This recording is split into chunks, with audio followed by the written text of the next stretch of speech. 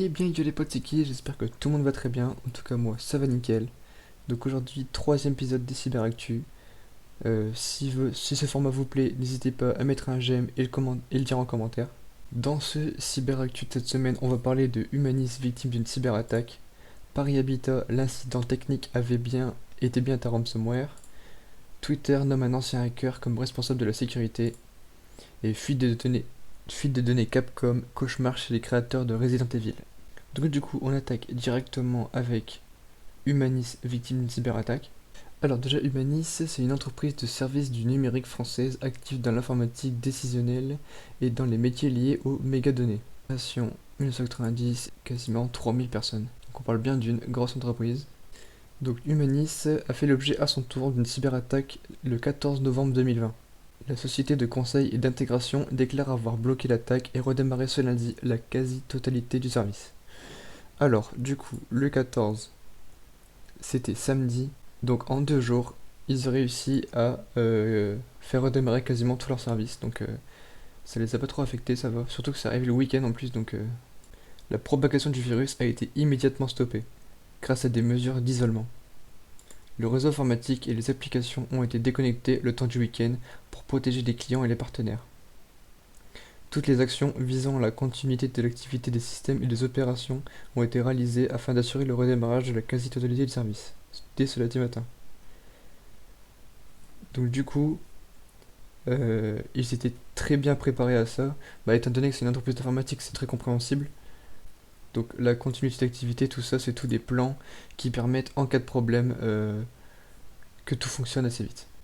Alors, il n'est pas précisé dans cet article quel était le type de cyberattaque.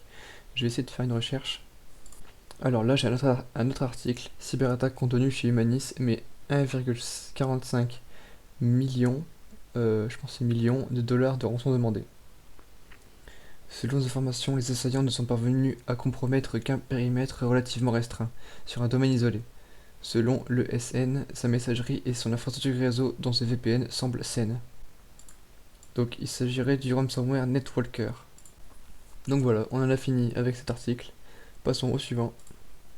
Paris Habitat, l'incident technique était bien un ransomware. La société Paris Habitat confirme avoir été touchée par un rançon logiciel, ayant conduit à une paralysie de service pendant plusieurs jours. Paris Habitat a néanmoins refusé de payer la rançon et reconstruit son système en s'appuyant sur les sauvegardes.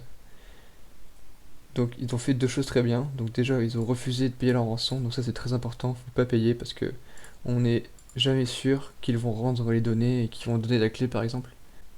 Et ensuite, deuxième chose qui est très bien, c'est les sauvegardes qui ont été faites et qui ont permis de reconstruire le système. Après pas loin de 3 semaines de silence radio, Paris Habitat donne des précisions sur la cyberattaque qui a paralysé ses services. L'attaque a eu lieu le 27 octobre au soir et a été détectée le 28 au matin. Donc ça s'est passé dans la nuit, on va dire. Donc déjà, apparemment, le départ de l'intrusion, c'était une attaque phishing, mais ils sont pas encore sûrs.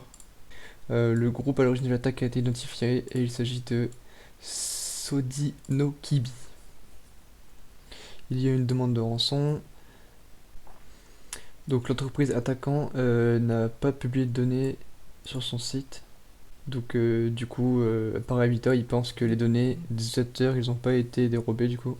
Donc, donc pour contenir l'attaque, la direction a choisi de couper l'intégralité de son système informatique dès mercredi, avant une remise en marche progressive des systèmes à partir de vendredi. Donc comme avec Humanis, ils ont aussi un plan de continuité de service. C'est ça qui a permis de faire continuer, et c'est ça qui a permis que ça continue de fonctionner. On doit s'assurer que l'ensemble des données sont saines et que les machines des employés le sont aussi. Au total, plus de 1500 ordinateurs portables doivent donc être passés au crible pour s'assurer qu'ils ne sont pas compromis. Plus de 1200 appareils l'ont déjà été, selon la directrice adjointe. Donc c'est vrai qu'avec ce grand nombre de PC, il est compliqué de savoir qui est infecté ou pas. Sodinokibi ou Revil désigne un groupe cybercriminel particulièrement actif spécialisé dans les attaques aux rançons logiciels.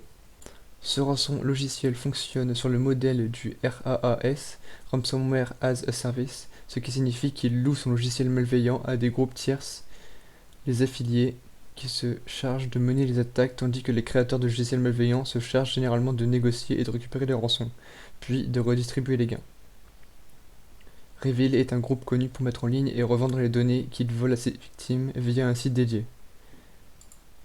Mais pour l'instant, le groupe n'a pas revendiqué l'attaque ni mis en ligne les données appartenant à Paris Habitat. Donc apparemment le groupe il travaille à plusieurs, donc je connaissais pas le modèle RAAS.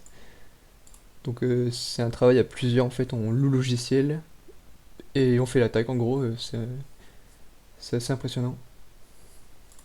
On passe au troisième article, Twitter nomme un ancien hacker comme responsable de la sécurité. Reuters a rapporté que Peter Zatko, un célèbre hacker au surnom de Mudge, va devenir le responsable de la sécurité chez Twitter. Cette nouvelle nomination fait écho à l'important piratage de Twitter en juillet qui avait compromis une centaine de comptes appartenant à des célébrités. Quelques mois après l'important piratage de Twitter, le géant des médias sociaux a désigné un ancien hacker de renom à la tête de la sécurité de la plateforme. Donc Peter Zatko a également travaillé chez Google et à l'agence militaire DARPA du Pentagone. Le cyberhacker s'est fait un nom dans les années 90 en dirigeant un groupe de pirates informatiques connu sous le nom de Cult of the Dead Cow, dont le but était d'exposer les failles de sécurité de Microsoft Windows. Mudge fut l'un des tout premiers pirates à avoir coopéré et entretenu des relations approfondies avec les instances gouvernementales américaines. La vulnérabilité de Twitter. Le géant des médias sociaux a connu la pire violation de sa sécurité en 15 ans d'existence. En effet, un groupe d'adolescents a réussi à pirater environ 130 comptes pour promouvoir une escroquerie. Les comptes Twitter de personnalités comme Joe Biden, Barack Obama, Jeff Bezos ou Elon Musk ont invité les utilisateurs à envoyer du Bitcoin, BTC, à une adresse spécifique en promettant que le double des fonds sera envoyé au retour. Bien évidemment, aucun BTC n'était envoyé. En septembre, des pirates ont également réussi à détourner le compte Twitter de Narendra Modi, le Premier ministre indien, qui diffusait des messages demandant des dons en crypto-monnaie. De fait, Twitter recherche maintenant à renforcer la sécurité de sa plateforme. Donc c'est vrai qu'après ce genre d'attaque, il y a de quoi se poser des questions, donc du coup, faut réagir. Et ils engagent un des plus gros hackers, on va dire. Ensuite, dernier article, fuite de données Capcom, cauchemar chez le créateur de Resident Evil. Donc dans le dernier épisode de Cyberactu, on a su que Capcom s'est fait avoir par ransomware. Enfin, s'est fait attaquer du coup, pas se fait avoir. Donc, suite à une attaque par ransomware, les données personnelles de 350 000 clients et employés ont été dérobées. Des informations sur les futurs jeux tels que le prochain Resident Evil sont également compromises. La firme Nippon vient d'annoncer une fuite de données massive suite à une récente attaque. Heureusement, aucune information de carte de crédit n'a été compromise. Les victimes sont principalement basées au Japon et en Amérique du Nord. Donc l'attaque a eu lieu le 2 novembre 2020. Donc ils ont constaté des désactivations de ces systèmes. Après il y a une enquête qui a été ouverte et ils ont confirmé que c'était une attaque par ransomware. Certains logs ont été perdus lors de l'attaque et il est donc impossible d'estimer avec précision le nombre de données compromises pour cette offensive. Capcom a tout de même réalisé une estimation maximale du nombre d'éléments impactés. En plus d'un large bassin de données clients et de partenaires, les données de 9 employés ont également été exposées. En parallèle, lors du hack de Nintendo, des informations sur les futurs jeux tels que Resident Evil Village auraient été dérobées. Aucune confirmation officielle au sujet pour le moment. Donc c'est vrai que quand ils développent des jeux en parallèle et nous on n'a aucune information, les hackers ils peuvent les dévoiler là par exemple. Donc Capcom n'est à l'abri de rien pour l'instant et c'est une affaire à suivre. Donc voilà, j'espère que la vidéo vous a plu. Merci d'avoir regardé jusqu'à la fin.